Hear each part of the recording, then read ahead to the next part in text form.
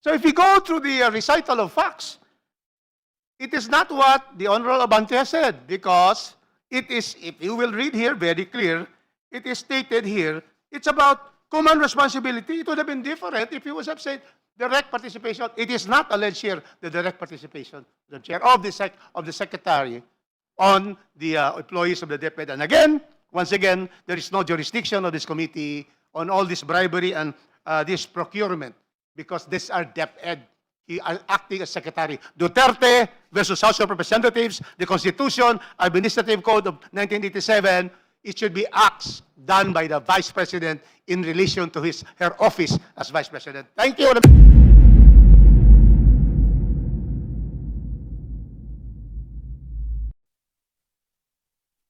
Madam Chair, numerous DEPs and acknowledgement receipts, list of payees, could not be verified by the PSA.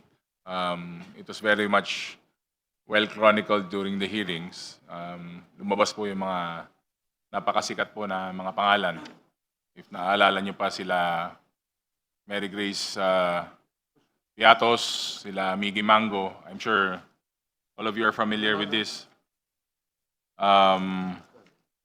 Certainly there were ghost beneficiaries or conduits for diversion, and the presence of duplicated names, repeated handwritings, patterns, and receipts dated 2023 to 20, but claimed 2022, and the expenditures indicated fabrication and backdating design to conceal the true disposition of these funds.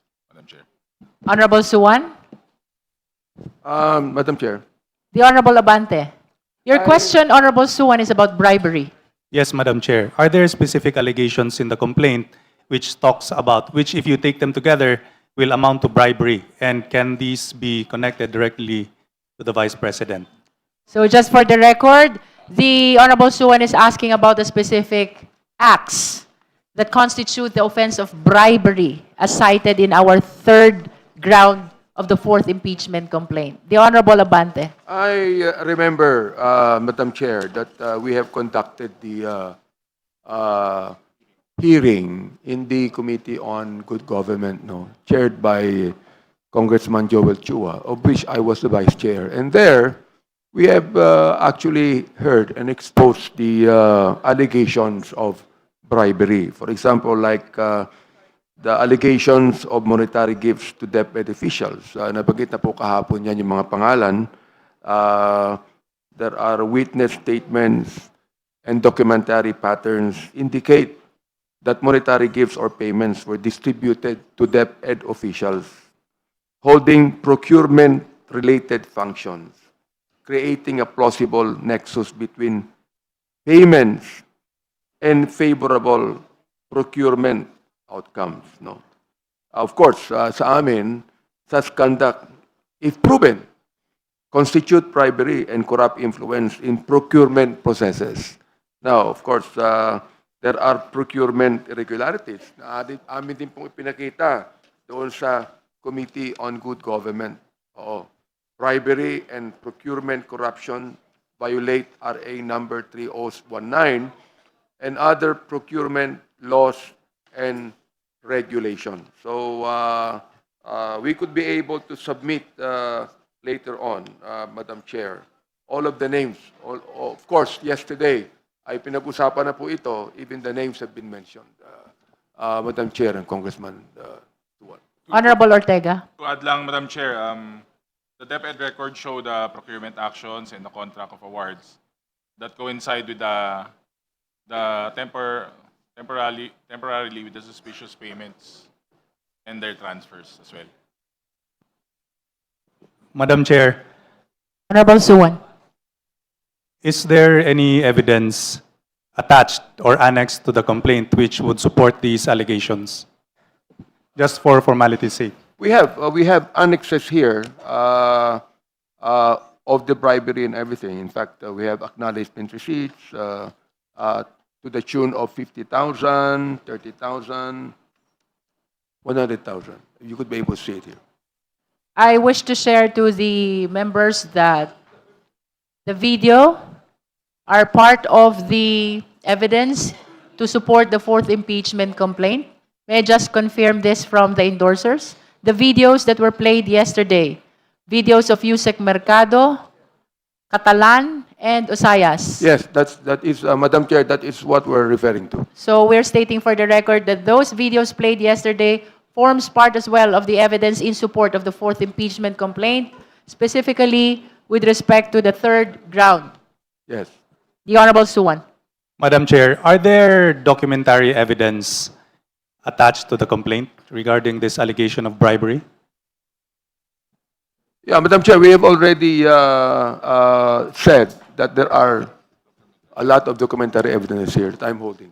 And are these documentary evidence certified through copies?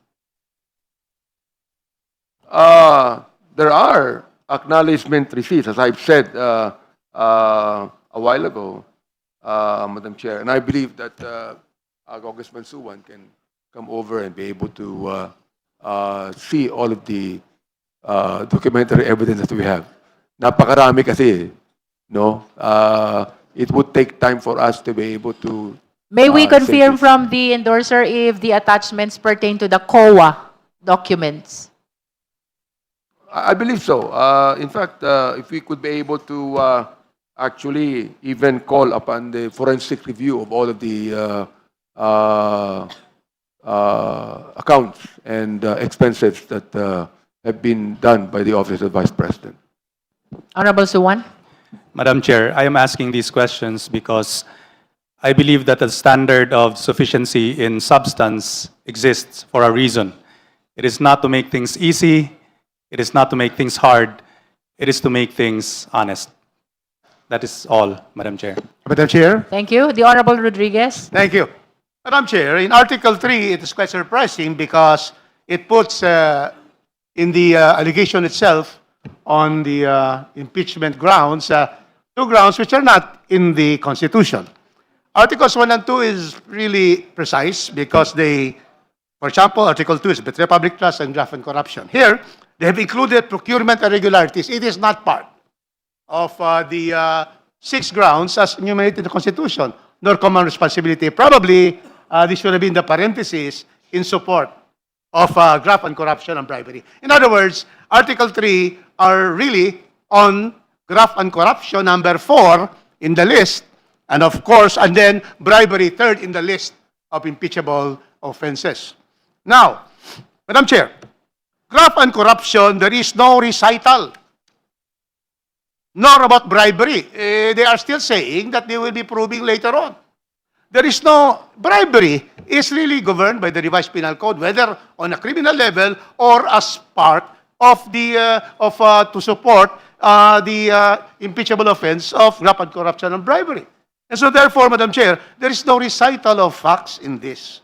So, graft and corruption, bribery, there is no clear recital of facts of how. Well, the elements are conducted so that it will clearly show that there was the sufficiency in substance. Now we go to procurement irregularities. This together with bribery are on DepEd. I will not anymore. Following the chairman's decision, I will just state that we have no jurisdiction on bribery and procurement because DepEd, that's it. We will not elaborate that. Command responsibility, Madam Chair. Command responsibility is the doctrine that was adopted way back in the Nuremberg trial of the Nazi. That was the start of command responsibility. Even if they did not be the one to kill Jews and everybody. In that particular case, the Nuremberg court convicted them, Goering, all the others, because of command responsibility. So that is a doctrine started by war crimes in the Second World War. And then, Madam Chair, this doctrine was extended to crimes against humanity because of the Srebrenica massacre in the former Yugoslavia. And so now, these doctrines are really related to war crimes and crimes against humanity. Now, the thing is, the Supreme Court, Madam Chair, has extended this to the Philippine situation, in the Supreme Court case, where it's true that this started as war crimes and so forth, but if there is a showing of 3 elements, and one of them is that there is knowledge of conspiracy, then it can be used. However, I do not see here a recital that there is conspiracy by the Vice President with those who were implementing, allegedly, these illegal acts. So therefore, Madam Chair, very clear that Article 3 is utterly insufficient in substance. Graft and corruption, no recital, bribery, procurement, no jurisdiction, command responsibility. There is no statement of conspiracy. Thank you, Madam Chair. Any other member who Madam wishes to Chair. comment on the third ground? Madam Chair. The endorser, Honorable Ortega, is recognized. Quick response lang, Madam Chair. During the past hearings, we have seen the procurement records. Nakita naman natin yung mga records dati and how they are linked to instances with suppliers, yung connection nila sa mga recipients, sa mga suspicious payments, mga receipts sa awards.